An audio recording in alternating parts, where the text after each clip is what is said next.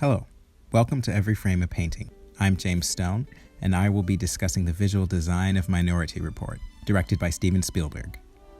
Spielberg became a household name as the director of Jaws, which is considered the first summer blockbuster. His subsequent releases focus typically on science fiction and adventure films, with Close Encounters of the Third Kind, Indiana Jones, E.T., and Jurassic Park. Spielberg transitioned into addressing humanistic issues in his later work via the films The Color Purple, Empire of the Sun, Schindler's List, Amistad, and Saving Private Ryan. Since then, he has alternated between adventure and humanistic films. Minority Report takes place in the year 2054. Crime is virtually eliminated from Washington, D.C. thanks to pre-crime. The police use 3 gifted humans called precogs, with special powers to see into the future and predict crimes beforehand. John Anderton heads pre-crime and believes the system is flawless. However, one day, the precogs predict that Anderton will commit a murder himself in the next 36 hours. He decides to get to the mystery's core by finding the Minority Report, the prediction of the female precog, Agatha, that might tell a different story and prove Anderton innocent. Let's take a look at the first pivotal scene in Minority Report.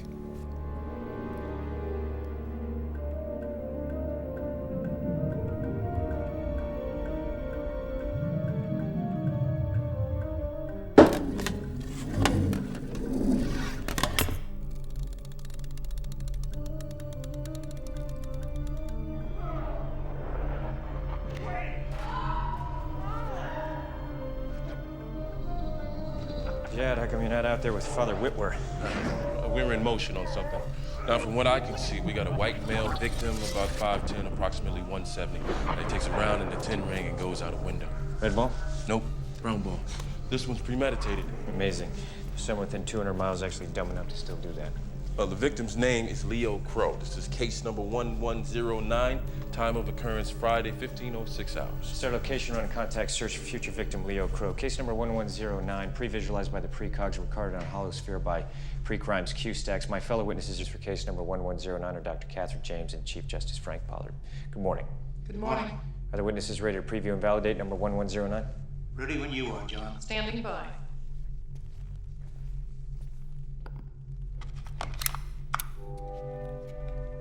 Oh, I love this part. I've got no address, last known or otherwise. No tax returns for the last 5 years. Check NCIC, maybe he's got a record. And send a protection team as soon as we lock location. It looks like federal housing, concrete and glass egg crates. Ouch, but 1,000 of those in the district. Fractured images coming in. Numbers 9 and 6.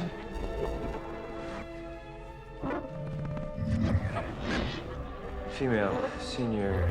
She's smoking a pipe. She's laughing. Okay, now inside a room. Window panes, aluminum extrusion. 2 figures resolving in the room. No. So we've got a third party wearing sunglasses just out the window. You're not gonna kill me. Goodbye, Crow.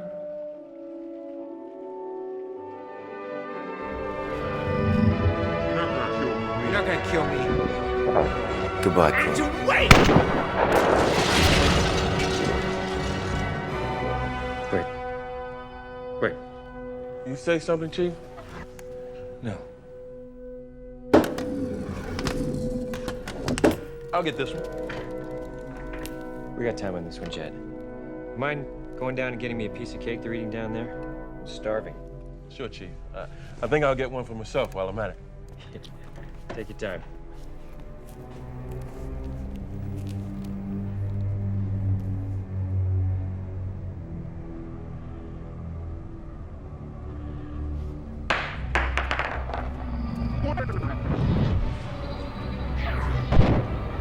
Chief Henderson, what is this that I'm seeing? I'm confused about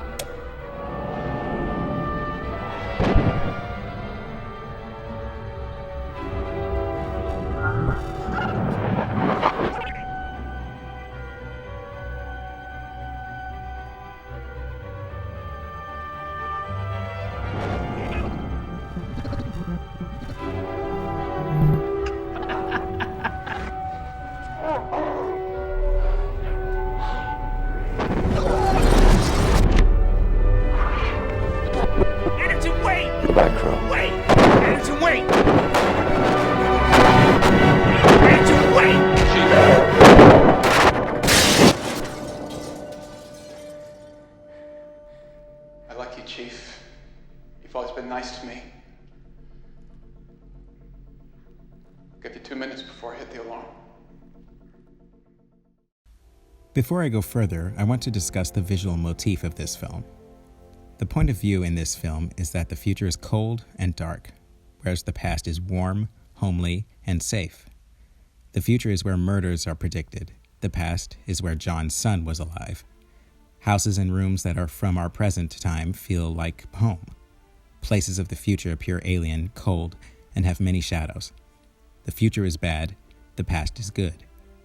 The film uses color, line, and shape to execute this point of view. There is a motif of moving against the stream. This motif is shown as part of the story theme of choosing your own future. It is shown in two of the chase scenes where we see Anderton attempting to move against the conveyor belt-like movement, even though he ends up in a red car, like the red ball. We also see the ball, representing someone's destiny, roll down the spiral tube, and in one of the beginning scenes we see Anderton walk up a similarly shaped spiral ramp, moving against destiny, choosing his future. However, in this scene, Anderton is being pushed into a future not of his choosing, and so he walks with the direction of the ball. Eyes are definitely a motif, seeing crimes before they are committed. The precogs can see you. Eyes will identify you. Eyes see crime, or don't see your child getting abducted. Eyes represent something bad. Notice the eye here looking down at them all. Eyes, particularly blue eyes, may very well be the jumping off point for the visual motif of this film, using the color blue and circles. But more on that later. As I mentioned before, curved lines are portrayed as bad or ominous in this film. Therefore, straight lines are the opposite, representing order and home. This is emphasized in the first sequence, therefore establishing the rules with the audience. Round objects are used with weapons. The halo that is used to make would-be murderers docile is portrayed as ominous. This machine, which makes the wooden spheres that predict the killer and the victim, is curvy and has a violent movement. In this scene, there is a combination of straight and curved lines, but the most prominent are the curved lines, which relate to the precogs who predict Anderton committing murder. This scene also has round and square shapes.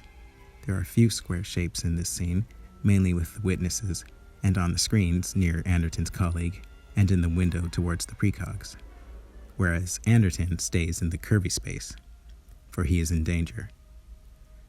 And of course, the roundest shape is the sphere, the ball that bears Anderton's name as the predicted killer. Because curvy, round shapes must remain the most ominous and aggressive shape, there are very few triangle shapes in this film. However, this scene does utilize a nice triangle shape here when Anderton first sees himself in the prevision, almost like an arrow pointing to his face. Ambiguous space is utilized in the precog visions of the murder scenes. For obvious plot reasons, it's meant to be a mystery as to where the murder takes place. But it also serves as a way to make the future feel uncertain. Because this is an action film noir, much of the visual design consists of setting up for the audience what is safe and what is dangerous. In this film, deep space is dangerous, flat is safer. Here are some examples. My fellow witnesses for case number 1109 are Dr. Catherine James and Chief Justice Frank Pollard. Good morning. Good morning. Are the witnesses ready to preview and validate number 1109? Ready when you are, John. Standing by.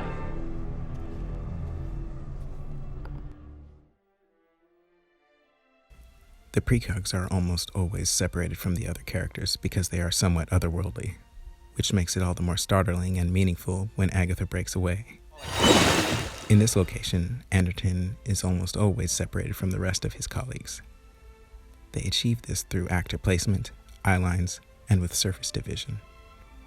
This surface division not only separates Anderton from the others, but it also places him in the center of an eye. Minority Report has a predominantly metallic bluish hue to the film. I think this color choice was chosen for a couple reasons. As I mentioned before, there was meant to be a contrast between the world of the precogs and the future versus the past and the world we recognize. It seems to also represent the world under the view of the blue eye of the precogs, as if the world is under the curse of this pre-crime initiative. The scene here is full of blue hues, for Anderton's life is about to be affected by the precog's prediction.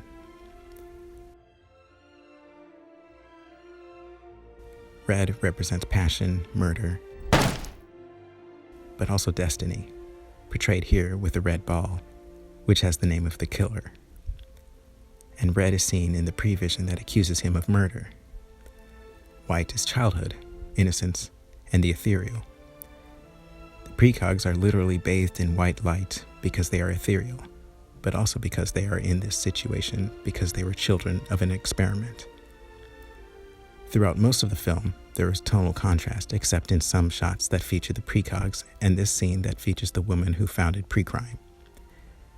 These few instances of tonal affinity are meant to portray the precogs as ethereal, and the woman described as the mother of Precrime gets a little tonal affinity to relate her to the precogs.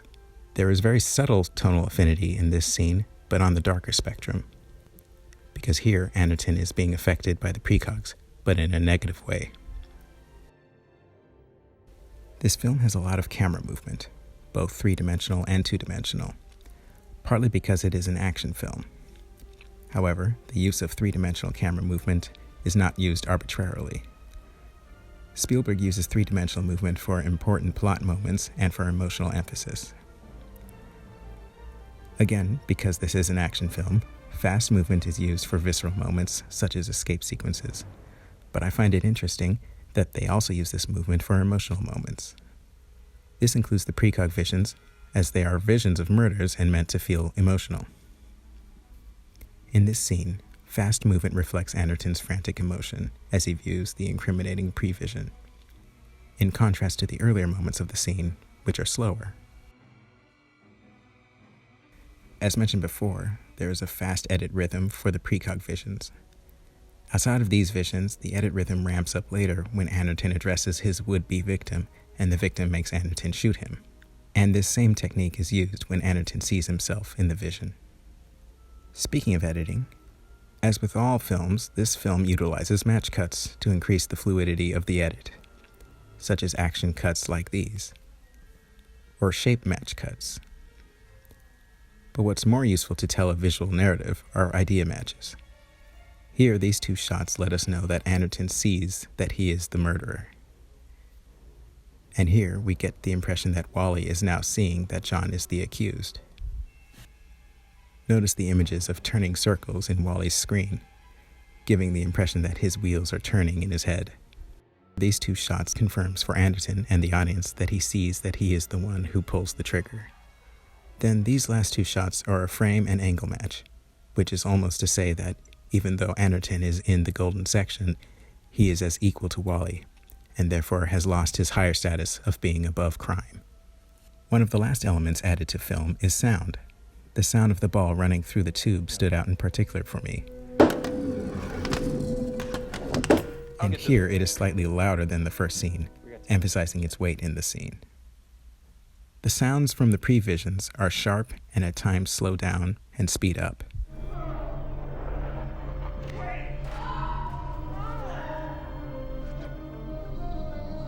This is meant to make it stand out from the background enough so that the audience knows they are hearing the prevision. They also added sound effects for the camera movement in the previsions, which helps make the visuals feel more like visions and not camera footage.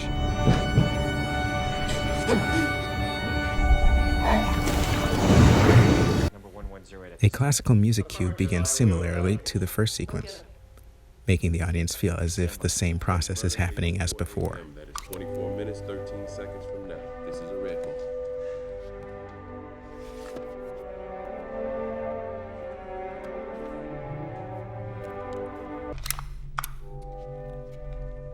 Oh, I love this part. I've got no address, last known or otherwise. No tax returns for the last 5 years. But later in the scene, the classical music builds for emotional effect, and it increases its volume when the scene reaches its climax. Anderton, wait! Goodbye, Crow. Wait! Anderton, wait! Anderton, wait!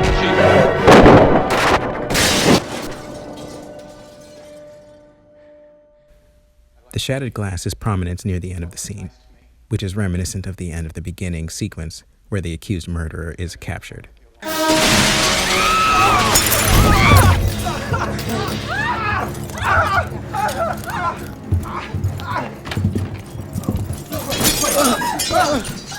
Hence, we feel that Anderton is going to be captured.